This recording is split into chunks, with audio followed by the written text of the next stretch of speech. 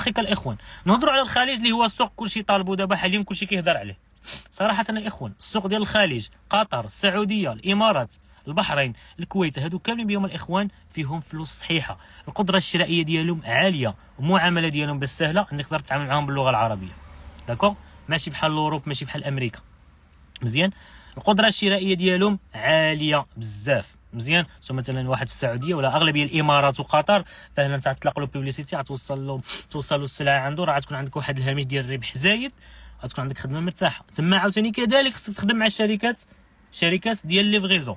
تقدر تخدم مع السي او دي بارتنر اولا السيلر ولا ما عرفتش شنو اسمه، ممكن كيعاودوا عليها الناس مزيانه خدموا فيها انا ما عارفش الاخوان، ما نقدرش نقول لكم، ولكن كنقول لكم كبزنس موديل فاين في الخليج، كبزنس موديل في السعوديه اولا في قطر اولا في الامارات ولا في الكويت. خدامين الاخوان، وكاينين الناس مغاربه خدامين تما كيطحنوا فلوس صحيحه بزاف.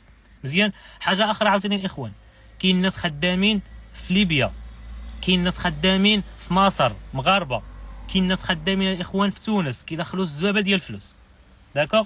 تخيل معايا ليبيا، قال لي واحد الصديق ديالي، واحد السيد مغربي مشى لليبيا، عامل شركه ديال ليفغيزون في ليبيا.